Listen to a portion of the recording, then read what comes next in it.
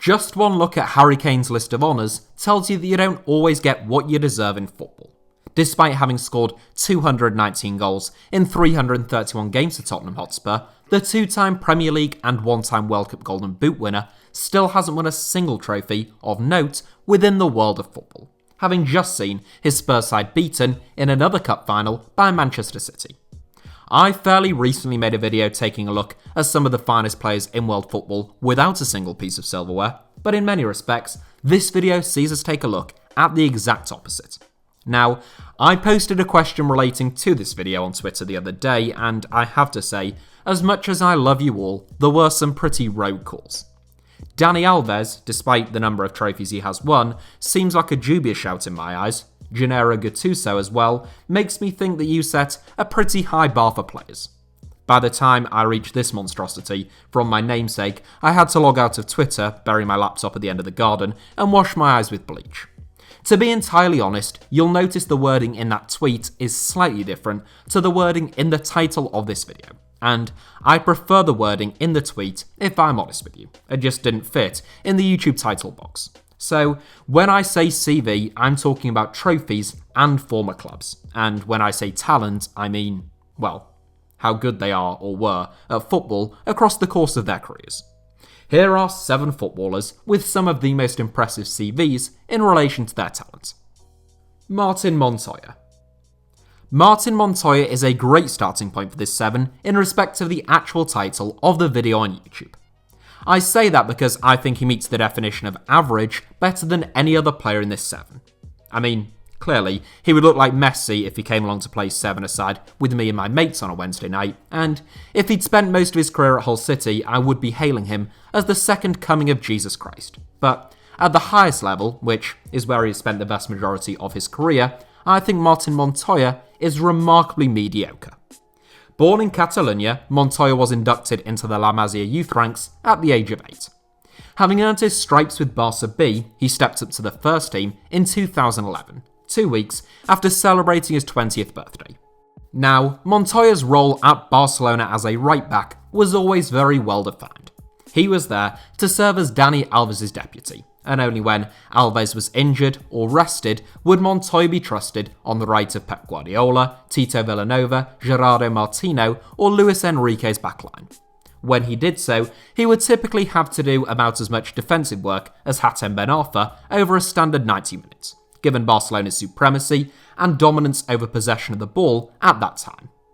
Nonetheless, Montoya's CV lists Barcelona, Inter Milan and Valencia among his list of former employers. He has played in every one of Europe's top 3 leagues, and he has won the Champions League, the Copa del Rey, and the La Liga title thrice. Given his talents, I think that is a pretty remarkable CV, and Montoya is still only 30 years old. KIKO Casilla. Sticking in Spain with players who won the bulk of their trophies with one of the 2 La Liga giants, KIKO Casilla has a fairly spectacular CV. Casilla has played for the likes of Espanyol, Real Madrid, and Leeds United. He has been capped by Spain, and he has won no fewer than 10 trophies, or 11 if you count the championship title. Among his more illustrious pieces of silverware, you'll find a La Liga title, 3 Champions Leagues, and 3 FIFA Club World Cups, albeit the importance of that last trio is up for debate. Unsurprisingly, all of those trophies came during Casilla's time at Real Madrid, who he first joined as a 13-year-old. Casilla left and then returned to the Bernabeu in 2015 during the same summer that club legend Iker Casillas departed following more than 15 years of service to Los Blancos. The only thing separating Casilla and Casillas is one S, and an awful lot of talent. Whilst Casilla was never Real Madrid's number 1, nor was he their number 3 or a total outcast. In 3 seasons with the club, Casilla made 43 appearances, and the fact he has won 3 Champions League titles whilst Gianluigi Buffon hasn't won a single one will always seem a bit odd. For all his honours, I have honestly never been impressed with the 34-year-old. Indeed, after he was suspended for racially abusing Jonathan Lecco last season, I thought young Ilham Melia immediately looked more impressive than him, so Casilla earns a spot in 6th. Fabio Borini. This one is very much based on clubs rather than trophies, since despite his star-studded list of former employers, Fabio Borini has never won a major trophy. He has played for the likes of Chelsea, Liverpool and AC Milan though, arguably three of the biggest clubs in world football, despite being far less talented, I would argue, than the likes of James Beattie, Peter Odemwingie and maybe even Sean Maloney, who all played for far less illustrious clubs. To his credit, Borini did look excellent for half a season in the Championship, and he was pretty good for Sunderland during that 2013-14 season on loan at the club. However, an impressive stint in England's second tier and a decent run of form in a Premier League Great Escape hardly justifies a CV like Borini's.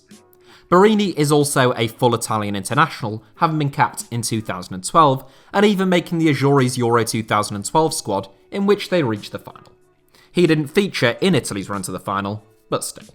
On the trophy front, Borini may draw a blank, with the exception of a playoff final, but he did play and score in the 2014 League Cup final against Man City, and he was also a goal scorer and losing finalist at the 2013 Under-21 European Championships.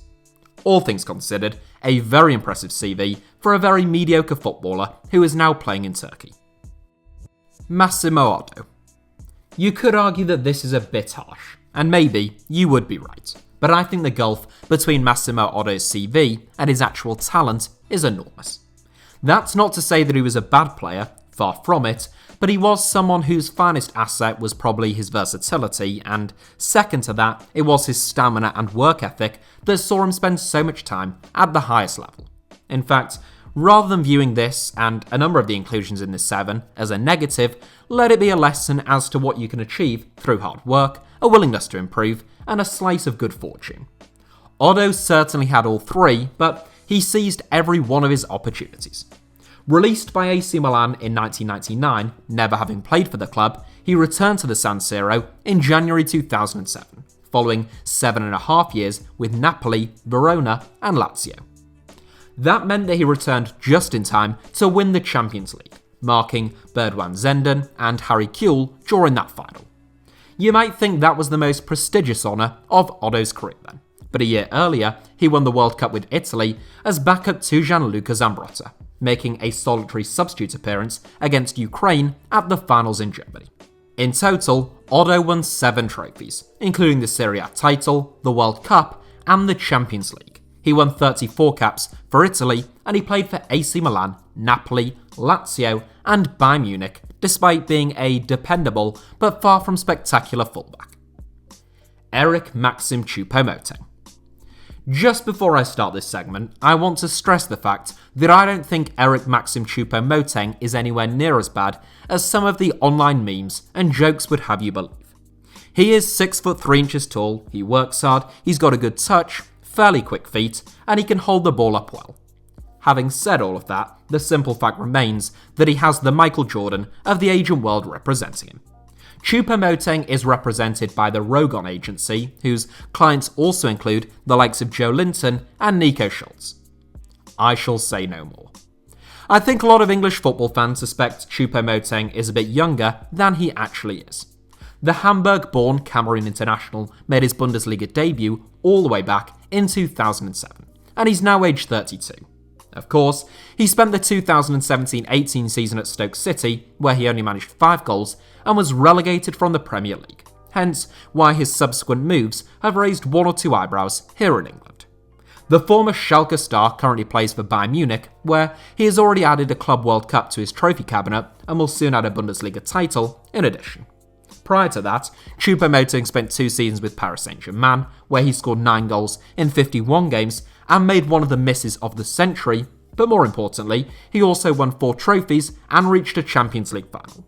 Not bad for a Potter's reject then. Jesse Rodriguez. If you're going to feature one Stoke City flop, well, you might as well make it a pairing. And next up, we have Jesse Rodriguez. Now, initially I thought, hang on Alfie, Jesse Rodriguez was a really bright talent in his early years with Real Madrid, and he just failed to really develop as hoped. And then I thought, was he really though? Jesse made 94 appearances for Real Madrid, including 38 during his final season at the club, in which they won the Champions League. Clearly, the lad had something about him then, but I feel like there was a fair dollop of academy graduate goodwill and sheer optimism baked into the amount of game time that he got. Also, when you dig a little deeper, you'll find that of his 63 La Liga appearances for Real Madrid, 49 were substitute appearances, and he didn't play a single minute in the final of either of his Champions League wins. Of course, JESE's post-Madrid years have been even less impressive. Basically shunned by PSG after he'd been at the club for about 3 weeks, the Spaniard then struggled on loan with Las Palmas, Stoke City, Real Betis, and Sporting Club de Portugal. At the age of 28, he recently rejoined Las Palmas in the Segunda Division on a short-term contract. Potentially a better musician than footballer, for all those failed moves, HITC CV still shows that he spent nearly a decade with Real Madrid and PSG, winning league titles in 2 different countries, the Champions League twice, and at least 3 other trophies. He had to feature. David May. The king of generous CVs, David May's list of honours might lead you to believe that he was a world-class defender. Though he was born in Oldham and educated in Middleton in Greater Manchester, just like Paul Scholes, May came through the youth ranks at Lancashire side Blackburn Rovers. He won promotion to the Premier League at Ewood Park as the club began spending heavily under Jack Walker, and by 1994 he had grown frustrated with his contract negotiations. Manchester United came in for him, with Alex Ferguson in need of a versatile defender and someone to fill his homegrown player quota. May fit the bill, but in his first season at Old Trafford, it was his old club Blackburn Rovers who won the Premier League title. May was a centre-back by trade, but he often played as a right-back due to injuries at both Blackburn Rovers and Manchester United. He struggled there upon his arrival at Old Trafford following an injury to Paul Parker, which paved the way for Gary Neville's emergence in the Manchester United first team. May claims that Alex Ferguson once told him that he was, quote, the best centre-half passer of a ball I've ever had, end quote. But he only actually made 85 Premier League appearances in 9 seasons for the club, so fewer than 10 a season on average. Nonetheless, May's list of trophies include 2 Premier League titles, 2 FA Cups, 2 Charity Shields, and the Champions League. There are Ballon d'Or winners who have won less, so May takes the crown for me as the most average footballer with the most incredible CV, and I don't think that that is an unenviable distinction. Other suggestions I saw included Luciano Vea, a journeyman Argentine fullback who played for some of Argentina's biggest clubs but didn't win a great deal of silverware, former Chelsea star Paulo Ferreira, who was briefly a very good fullback but won a ridiculous number of trophies in relation to his talent and the amount of football that he actually played in those successes, both John O'Shea and Wes Brown, who maybe have slightly generous trophy cabinets but are fairly underrated defenders in my eyes, Martin Caceres, Tom Stark, Nacho, Paulo Sergio, Anderson, Bojan, Pinto and Danilo.